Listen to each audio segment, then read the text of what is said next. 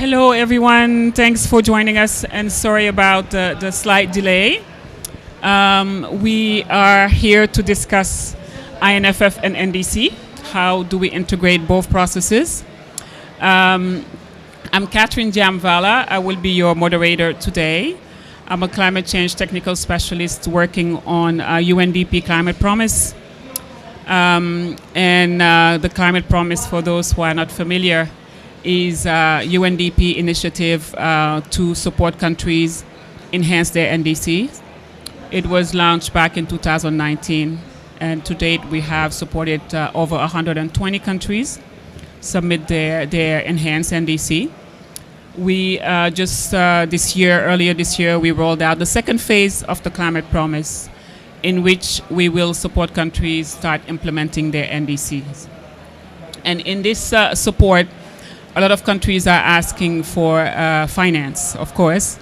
This is the implementation COP, and we cannot talk about implementation without finance. Many countries are doing investment strategies for NDC. They're doing financing strategies for NDC, all type of resource mobilization strategies. And at the same time, UNDP is also supporting countries do their integrated financial framework for their national development plans and their SDGs. So the question now is, how do we integrate these two processes? It doesn't make sense for a country to have an NDC strategy and then have an SDG strategy, especially if the SDG strategy is pulling from the national development plan. So we've been promoting this with the countries that we support. And today we are here to hear about cases where this has been successful, with the hope that other countries will learn from it as they start their process and make sure that the NDC is fully integrated to increase the chances of having those measures, adaptation, mitigation measures of finance. So to start, we have three panelists here for now. We are expecting two more, one from Rwanda, one from Gabon, one from Bangladesh. We have my colleague here, Joanne Manda. Joanne is the SDG finance advisor based in Pretoria. She's going to walk us through what INFF are. I know at UNDP we use a lot of acronyms, so she's going to break it down for us. Then we will pass it on to Stefano, who is with the EU. The EU has been a good supporter on both the Climate Promise and the INFF. And then we'll move on to Thierry from Rwanda, who is also going to talk about the case of Rwanda and how they are integrated their green agenda and their INFF. Without further ado, I will pass it on to Joanne. And Joanne, I have a question for you to start with. We are here today to talk about the link between integrated financing framework, and the NDC. But many people in the audience, and we have an audience on YouTube as well, so it's not just in this room. Many people in this audience may not be familiar with INFF. Can you give us an overview of what INFF is and how countries are developing INFF globally to transform the way they finance national sustainable development and specifically their NDC? Over to you, Joanne. Thank you so much, Catherine. And first of all, it's a real pleasure to be here and to be able to share the experiences. I'm looking forward to hearing some of the country reflections as well. But just maybe to give a bit of background, the Integrated National Financing Framework, INFF, you mentioned acronyms earlier. The INFF is really a broad framework that tries to translate the National Development Plan into action on the ground through different financing strategies. It was actually birthed out of the Addis Ababa Action Agreement, where governments globally began to recognize that we couldn't do development financing just from the public sector, but that we really needed to work together between the public and the private. And so the INFF looks at a mapping of financing options from the public and the private, domestic and international, and tries to sort of pull that together into a financing strategy for the National Development Plan. We now have over 80 countries across the globe who are potentially, who are actually working on the INFF process. And it is very much a process. It's very much almost a journey that a government must take, bringing all the different stakeholders together and looking at how it is that they will finance their development plans and how it is that they will achieve their SDGs. And the INFF process has a number of building blocks. The first one is really trying to do some analytics. And what we were finding as UNDP was that a lot of governments have a really great national development plans, but often they're not costed, and often they don't necessarily have the backing of a clear financing strategy behind them. And so the INFF process gives you some diagnostics studies. You do the development finance assessment, which identifies all the different sources of finance from the public sector, from the private sector, whether that be domestically or internationally. And then once you've done that diagnostics, you also then develop a financing strategy, which must align very closely with your national budget, your medium-term expenditure framework, and all the rest of that. And we're finding this to be a really useful way for government to get a holistic perspective on how they want to finance their key outcomes and objectives. And so, of course, what we're also finding is that out of the 86 countries that have done the INFF, I think it's about 16 to 18 of them are really looking at financing strategies that are focusing on the NDCs. There's some governments, Gabon, for example, who are developing financing strategies that are really aligning their NDC with their national financing strategy more broadly. And then within the context of the financing strategy, the objective is to not only kind of have a long-term view, but also to look at specific financing instruments, whether that be through improving domestic resource mobilization, looking at tax reforms, looking at different fiscal instruments for incentivizing the private sector to come alongside and finance some of the projects and the priorities that the government has. So this is proving to be an extremely useful exercise, very much an all-of-government exercise as well, led by the Ministries of Finance and Planning, but really bringing everybody, all the stakeholders together to have a conversation as to how are we going to actually achieve our national development plan. And UNDP, of course, has been supporting a number of countries across the globe. I mean, of those 86 countries, very much in support with UNDP. And recently, we've actually launched, together with the OECD, the INFF financing facility, where governments can actually get technical assistance, as well as support for South-South exchange, so that they can start really learning from each other. And I think that's part of the reason why we're having this panel as well, just to get a sense of how are other countries experiencing the journey and the reforms that they're putting in place for their national development programs. Maybe I can pause there. That gives you a bit of a summary. I was gonna maybe taking too long, but it's a summary of what the INFF is. It's really a process. That's great, Joanne. Thank you so much for breaking it down for us. I think we are all on the same page. We know what INFF are, and maybe we can now go to specific examples from countries. Mr. Thierry Watrin, I will ask you to go next. Thierry Watrin is the Green Economy and Climate Change Advisor at the Ministry of Finance and Economic Planning in Rwanda. Thierry, Rwanda's Vision 2050, a national strategy for transformation, sets out an ambitious agenda to transform Rwanda into an upper middle income country by 2035, while transitioning to a more sustainable and equitable green economy. How is your INFF process supporting the green objective of the Vision 2050 and strategy for transformation.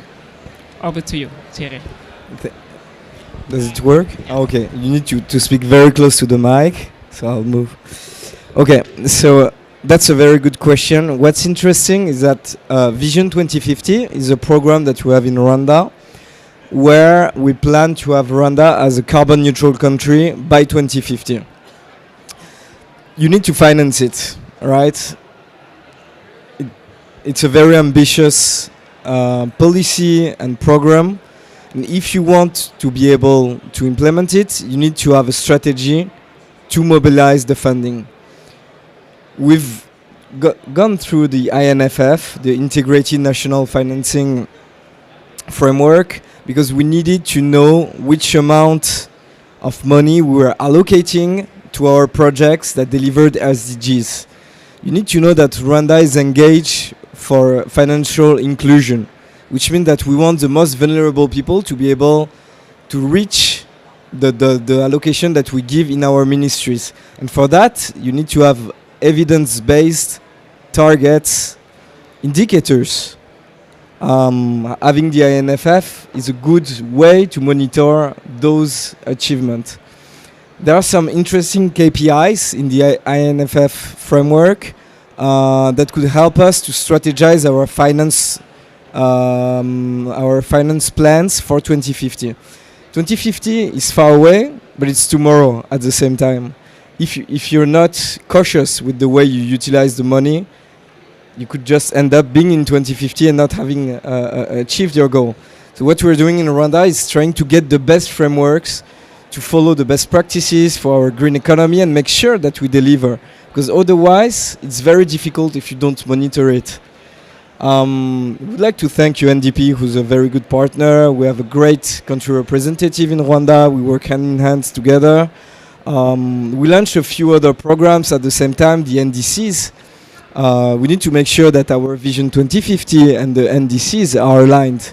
We'll be launching other national strategic transformation program. We had NST1, which was a 7-year transformation program. There will be NST2.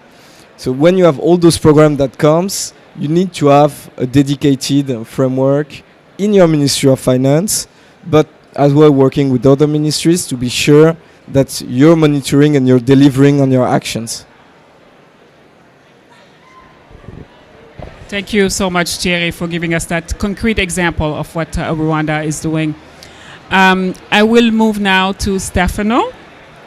Stefano Signori is the head of Unit of Climate Change and Sustainable Energy and Nuclear Safety at the European Commission. Stefano, we know that the EU is a pioneer in climate action, including the Green Deal and the Global Gateway, and has been a champion of country-led INFF. How do you see INFF as drivers of change in how countries mobilize finance for their NDCs? Thank you for the invitation, first of all, and thanks for this question. First of all, let me say that we have believed in the INFF from the very beginning. That is why we have supported the INFF methodology, the Pioneer Initiative, and more lately the facility, together also with some of our member states like Sweden and Italy. And I think the reasons are precisely the ones that have been mentioned, because if you think, let's say, on the one hand, you have SDGs, so you have to achieve a number of developmental goals. On the other hand, you need also to achieve a Paris Agreement. It's not us, right? Okay, it's not us. Paris Agreement target. And you need to bring all this in coherence. You need to focus, you need to align, and you need to be able to mobilize finance in support of the achievement of all those targets. If you think, for instance, that many times the NDCs are not entirely aligned, integrated in the development plans of the country. The conditional part is many times very big, but you don't know whether soon in time you will manage to attract those financial means.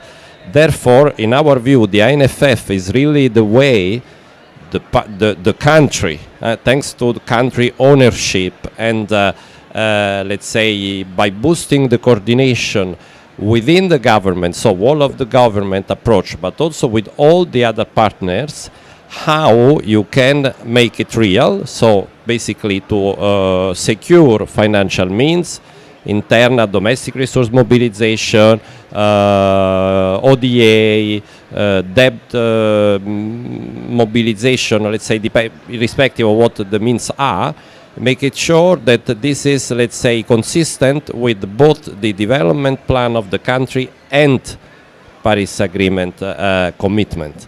And this, let's say, INFF, if especially this is, let's say, taken seriously, like in cases which have been mentioned, Gabon and Rwanda certainly are amongst those cases, they can really boost the coherence and coordination of all this. So I think that really for us is a very powerful exercise. Of course, it's a complex one. It's not done overnight, but it's really to bring a coherence, focus, and allow that all the actors are mobilized, let's say, against the same goal. It's not that you are targeting different point in the future and then you can then run into trouble. So we support that and we will continue to do so, and we are happy to see that this is gaining traction in some in many countries as we speak.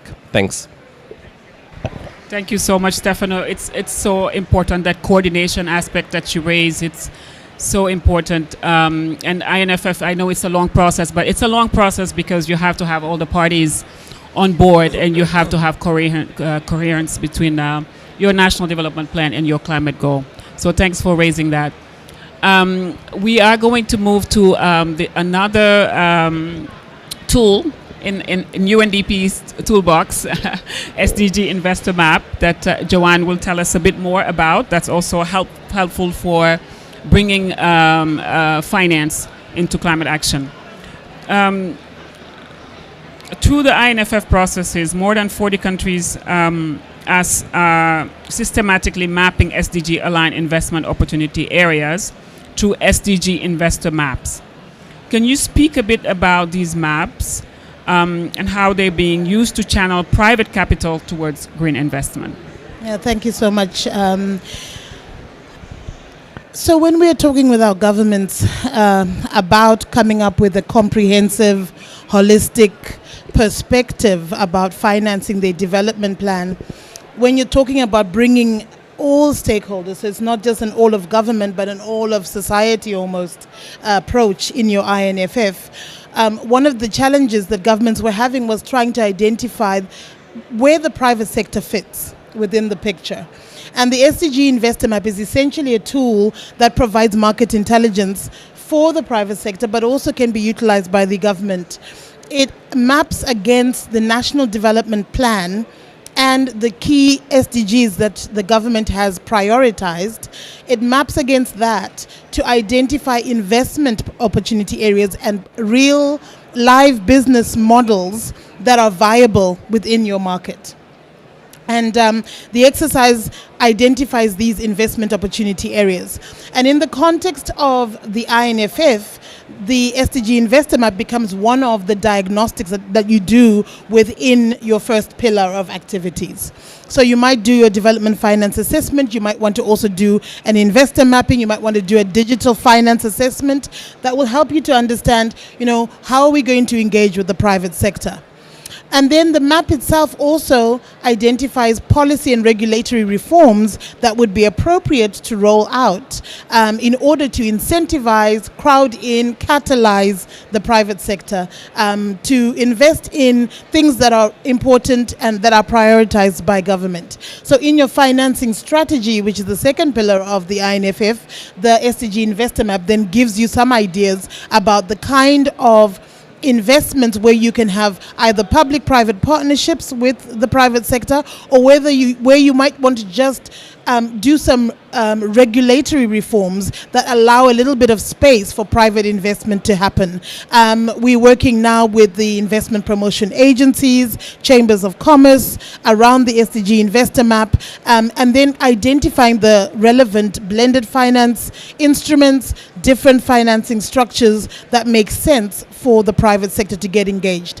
One of the key important areas in the INFF is the monitoring and evaluation, and we also have the SDG impact standards, which allow us to now start supporting the private sector to articulate their impact story, to respond to the national, the central government's demand for sustainability reporting. And so you can actually get the private sector really engaged on a national discourse around development with clear metrics that can help to identify where the private sector is making a contribution to the overall development plan that you have. And maybe just to finish off, under the INFF, you do have a governance structure, and often we're now starting to see governments inviting private sector to have some policy dialogues at the steering committee level, and actually having conversations about what are the tax reforms that might be required to galvanize private sector investment into certain investment areas. Thanks. And these investment areas, of course, can take a look at climate action and seeing where the private sector can also come in. Absolutely. On both mitigation and adaptation. Yes. I know adaptation is a bit it's more complicated. It's more complicated, but there are definitely opportunities there. Yeah. Thank you so much, Joanne, for walking us through those SDG map. I will move again to Thierry, just to ask you more about what Rwanda is doing. Can you tell us more about the Resilience and Sustainability Trust of Rwanda and how it aligns with your INFF process? Thank you, moderator. What's interesting about Rwanda, that you need to give more context, maybe I'll give more context on this one.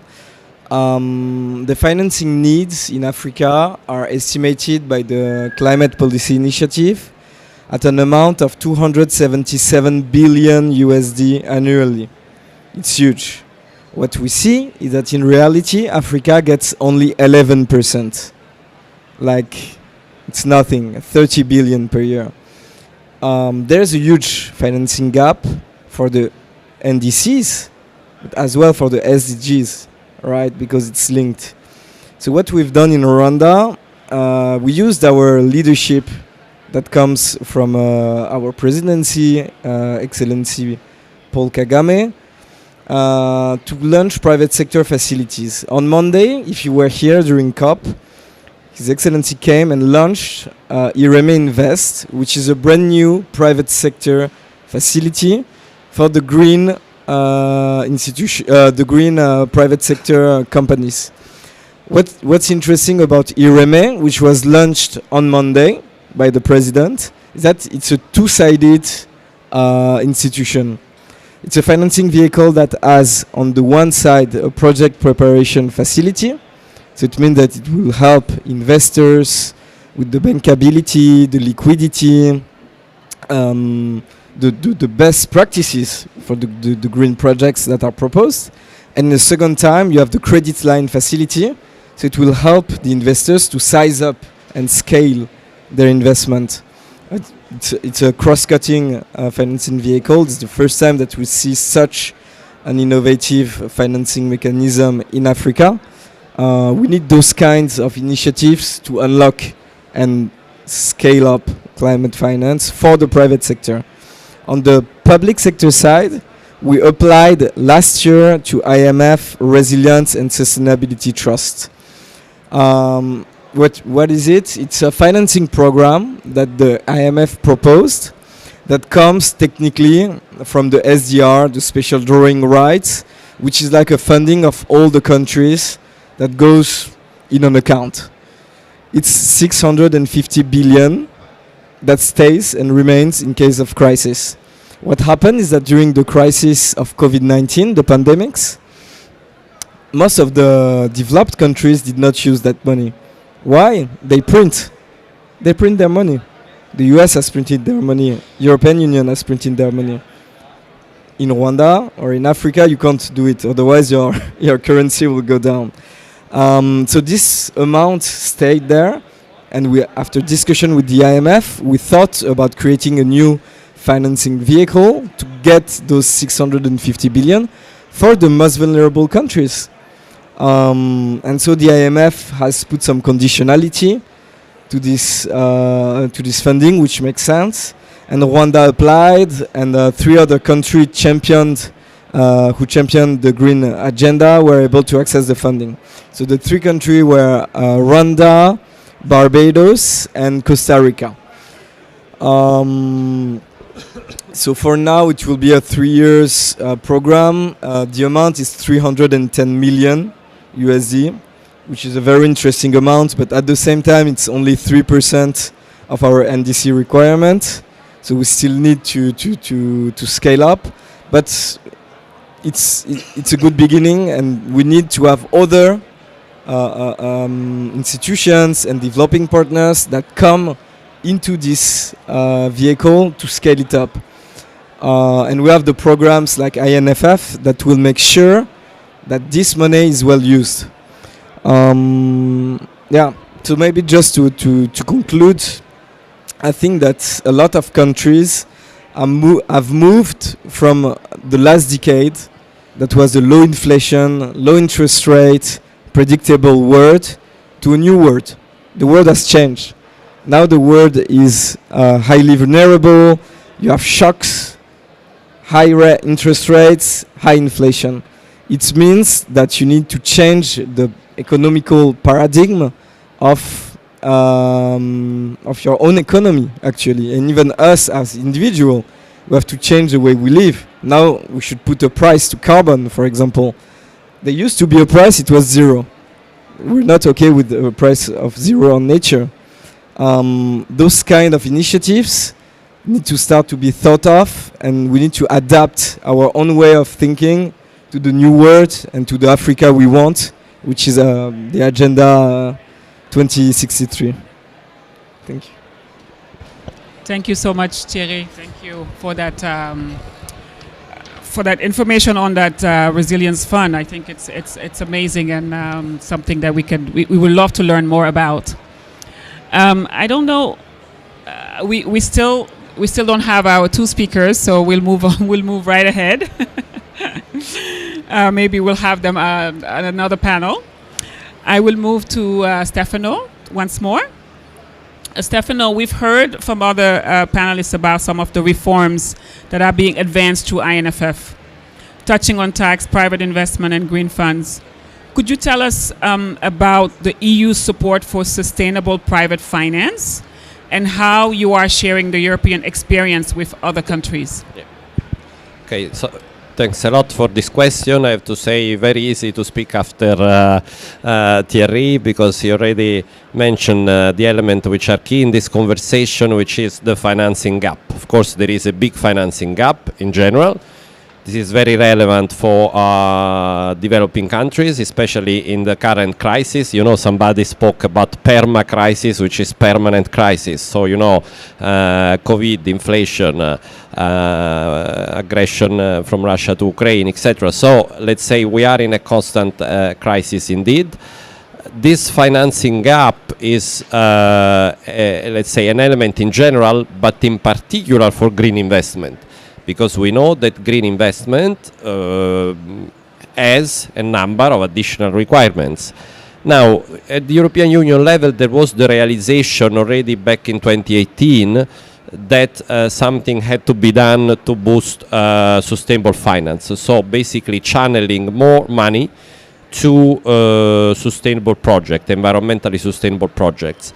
There was a strategy with a number of initiatives, including legislative initiatives for disclosure, benchmark, green bonds, EU taxonomy, basically to unlock the potential of capital markets to support, let's say, green investment. Many investors are interested to invest in green products, pension funds, investment funds, but they don't find sufficient avenues to channel this money.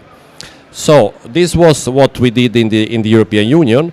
Of course, let's say the challenges in our partner countries are even bigger because of a number of reasons. Let's say what we notice is that when you see the overall portion of green bonds or sustainable finance investment around the world, in fact, if you take out industrialized countries, G20, OECD countries, etc., there is not much left, which means that, in fact, all these funds that are potentially available to support the green transformation in our partner countries go there only in homeopathic doses. I mean, it doesn't happen at scale.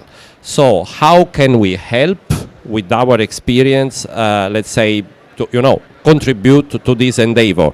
Let me mention three key elements. Of course, cannot be exhaustive here.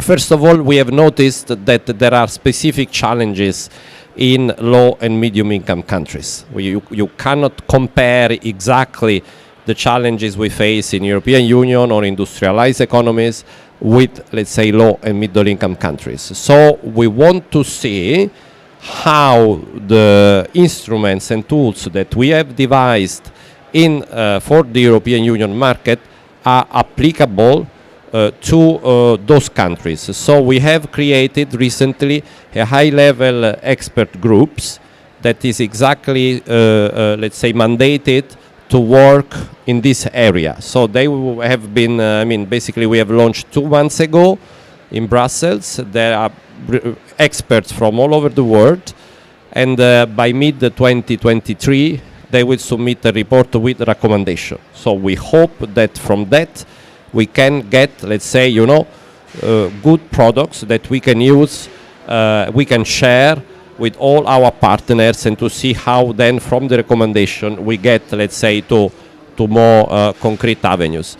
A second area is basically to support the expansion of sustainable bond, green bond. Basically, let's say the how to make it sure that this demand which is there to subscribe green product can happen, let's say, in our partner countries by sharing experience, mobilizing technical assistance, but also de-risking, financial de-risking. Of course, always in compliance with debt sustainability, because of course we don't want to worsen the situation, let's say, in terms of debt vulnerability. And this also we are working with our partner financial institution to put in place a scheme that we may, let's say, over time mobilize in these regards.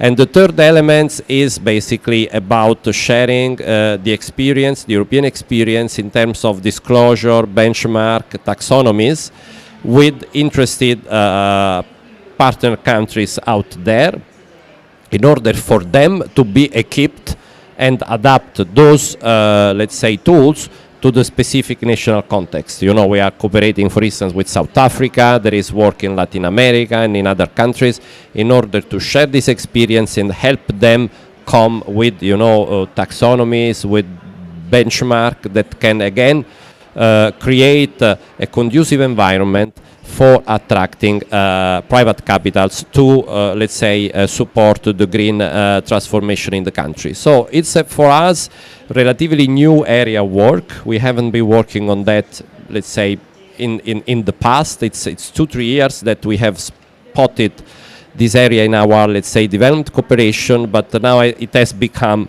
for the reasons that have been mentioned, really a priority area where we are, let's say, investing our resources. So let me stop there. Thank you. Wonderful. Thank you so much, Stefano. So much that countries can learn from the EU. We don't need to reinvent the wheels because you've done so much. We can just take and adapt. Thank you so much for that information. I would like to ask the audience if they have any question. We have a lot of time now since we're still missing 2 speakers. So we have time to take questions from the audience if you have any. From any of the panelists.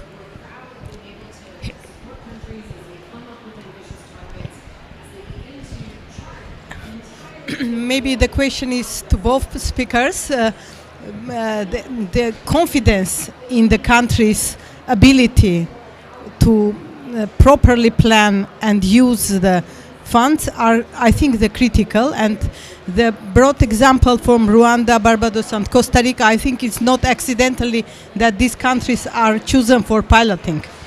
What was the reason for, by your opinion, for selection of these countries for the piloting this initiative?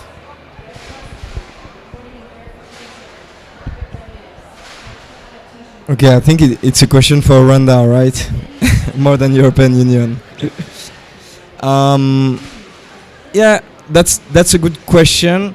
I think at the same time, there's an African premium. Sometimes the perceived risk for Africa is irrational and not really taking into account the reality. If you go in Kigali, in Rwanda, you'll see that the interest rate, if you go to the bank for a personal loan, will be an 18% interest rate. Myself, I used to live in Switzerland, in Geneva. I went to the bank for a personal loan, it was 1%. So what changed? Nothing changed, I'm the same person, right? So it means that there's something somewhere that makes that there is a perceived risk and an African premium. For this program, why Rwanda was chosen is thanks to his leadership. I think it comes from the top. It's a top-down approach. If you have the leadership, if your ministers, if your president are following the best practices and encourage you in the public institution to follow them, we do it. And at the end, we end up with a green agenda which is very high, and we're on top, like Costa Rica and like Barbados. And when we apply for other financing facilities or following INFF, we're not obliged to follow INFF, but we do it because we think it's the best practices for ourselves. So at the end, I think it comes back to leadership, and I always say Africa needs to help Africa.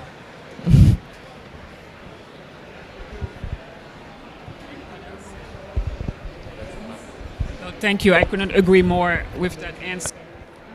I think it's leadership, it's good governance, it's transparency, all these things that we need to have to make the investors trust also that the money will achieve the results. Sir? Yes. Thanks. My name is Atif Shabrawi. I'm advisor to Minister of Social Solidarity in Egypt. I have a sample question. How you attract private sector or governments to make part of the trust fund, which is sustainable finance? The question is how to attract them and what is the return if it's a sustainable finance trust or body will take longer time and probably lower return. So do you have kind of a policy to attract private sector to put money in the sustainable finance, and what is the return relative to other non-sustainable finance businesses? Is it higher or lower? I'm sorry. What is the position of this return? Thanks. Well, I can try to answer this question. I think that in general, what we see, there is appetite from the investors to invest on green.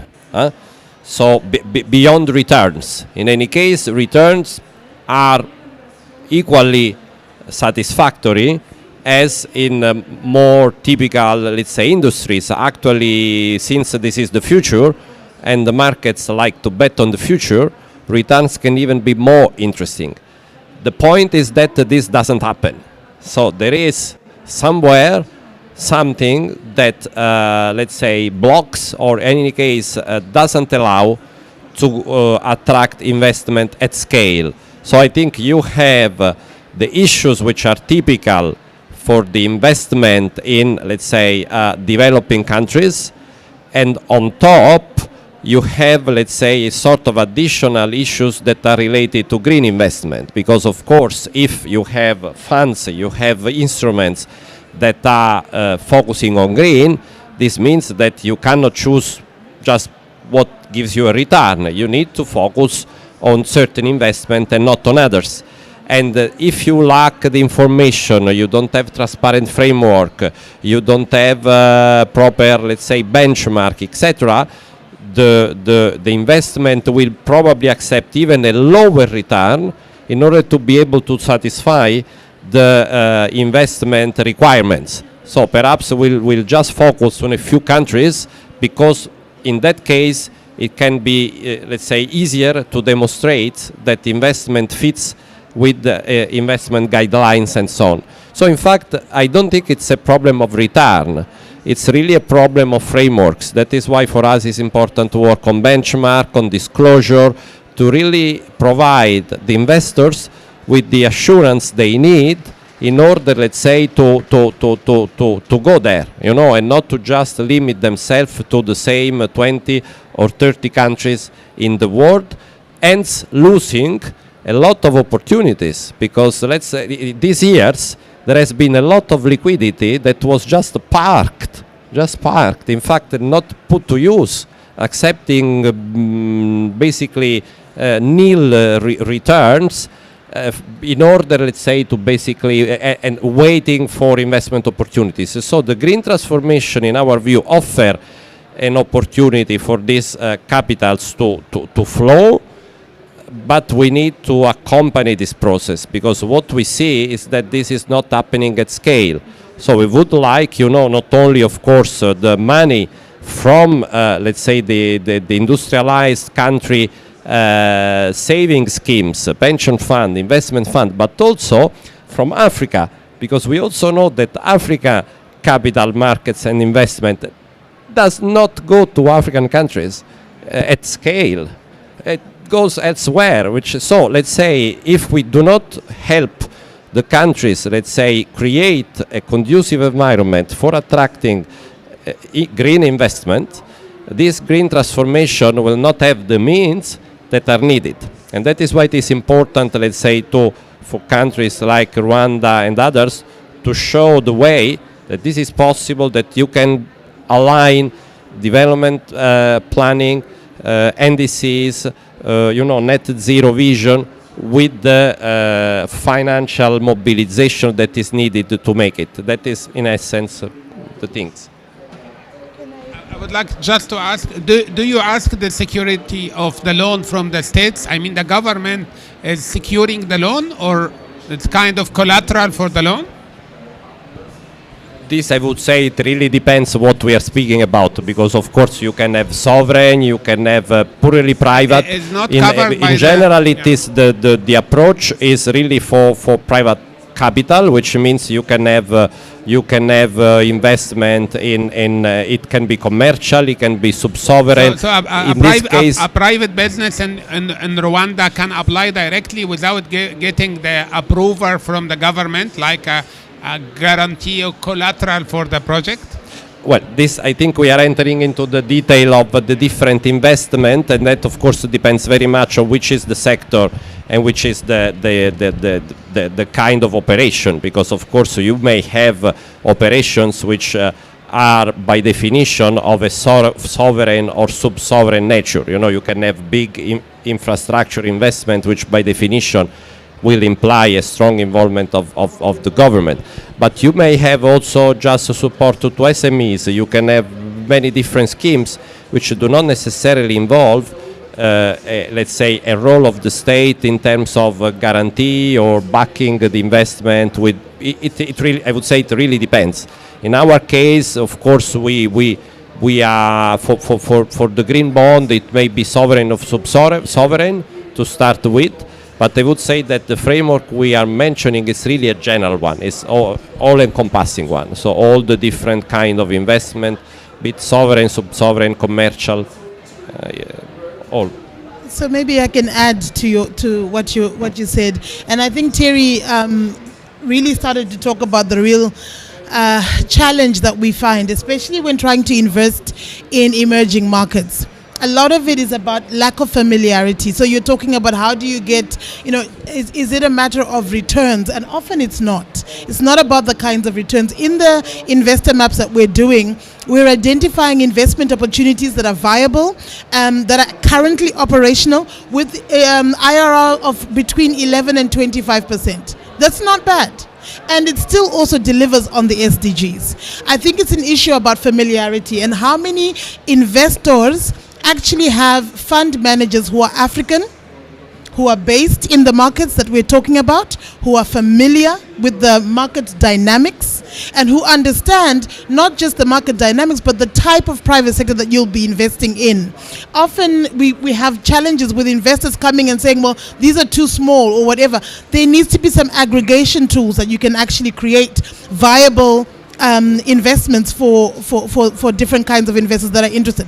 But you've also got domestic investors who are not even looking, as you said, not even looking at their own market. And you're looking at family offices, venture capitalists, angel investors who are now waking up to the fact that actually within our own markets across Africa, like you said, Africa must help Africa as well, that there is a potential for return and that there is a potential for doing business but doing good while doing business as well. So, I mean, I think there's a combination of factors that go well beyond just, is it that I'm worried about my return? There's a perception that we probably need to work on in terms of understanding the African markets, and this is the same in other emerging markets as well. Thanks. Yeah, thank you.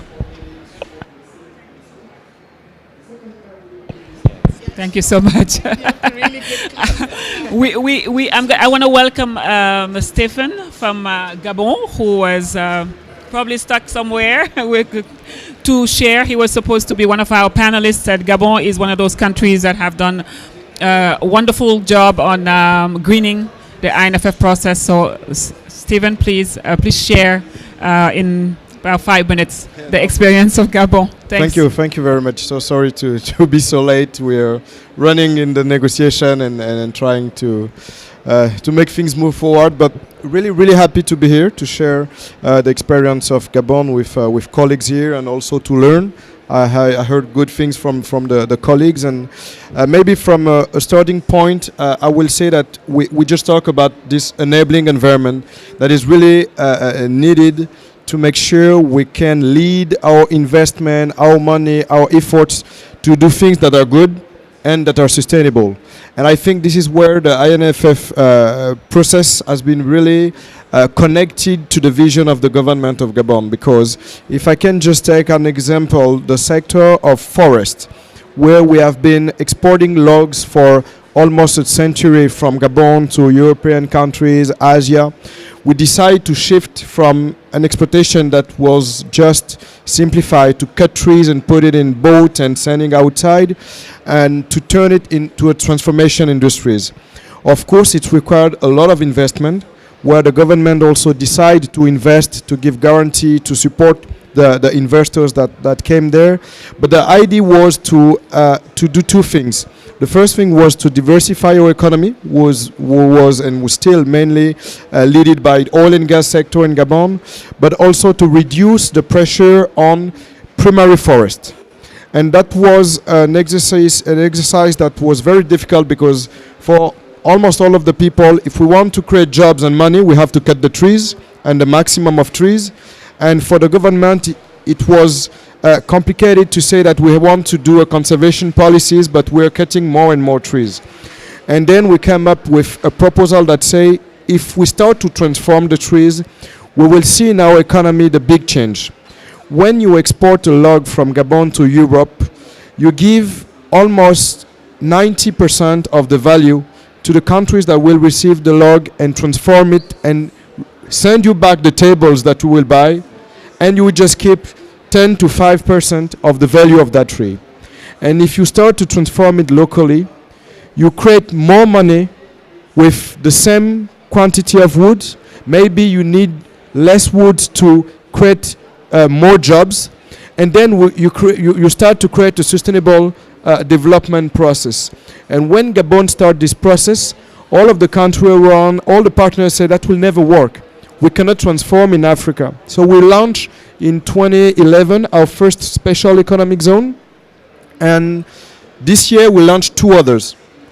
We come from a forest sector with 3,000 people to 30,000 people to 30,000 jobs now in the forest sector in Gabon.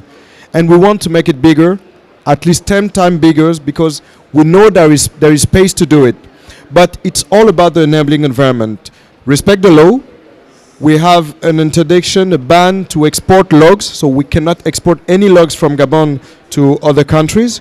We have at least to do a first transformation. And as soon as we create that enabling environment, that starts to become valuable for private sector to transform in Gabon. Because before that, they were in competition with countries that can transform it anywhere else in the world and send it to the market that are just around. But as soon as everyone has to transform the logs in Gabon, so they start to invest in it. And they start to create jobs, and companies start to say, okay, there is an interest to do it. And this year, the Central African Community agreed to extend that law to all the Central African countries for the next 2 years, to ban all exportation of logs from that area of the continent and to transform all the logs locally.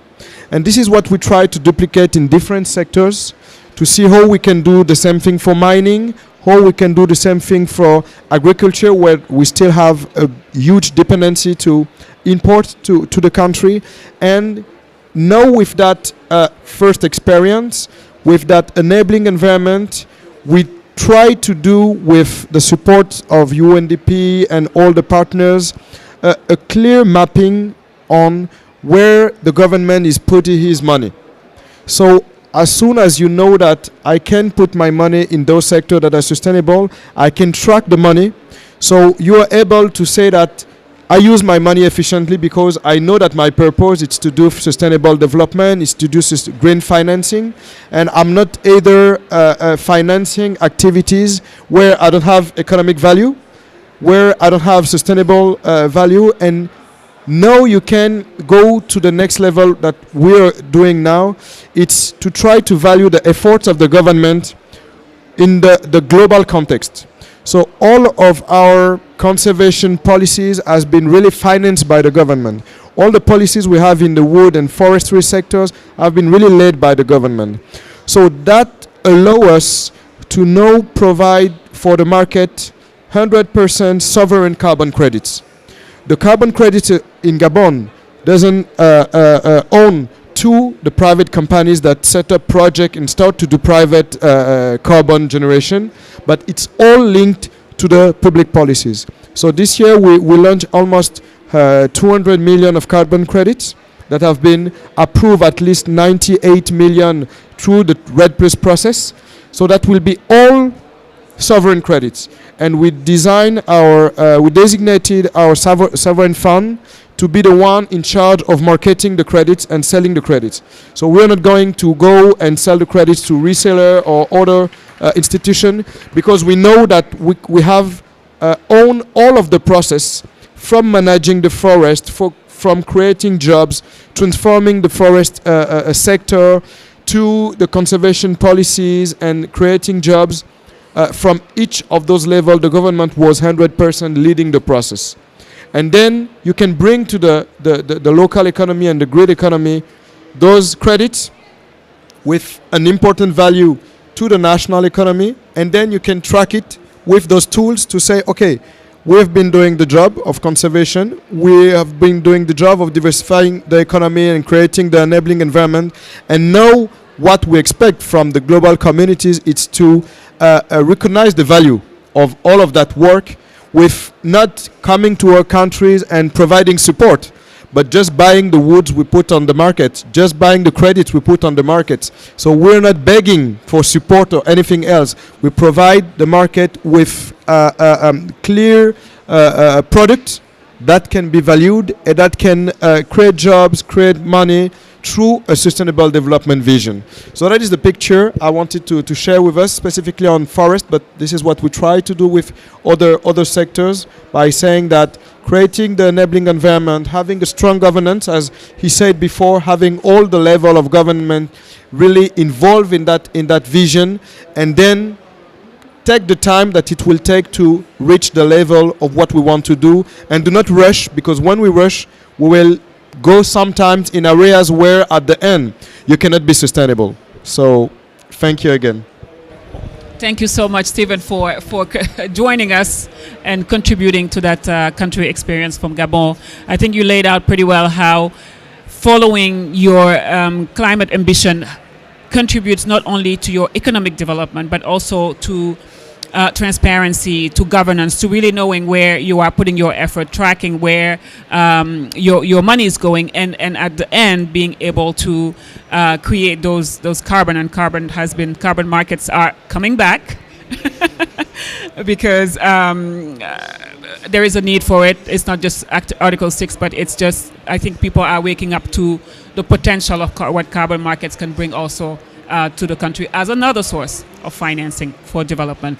So I thank you very much, and I thank you all for joining us, and also for thank you to our audience for staying with us. Joanne, Stefano, Thierry, Stephen, thanks again, and have a successful COP.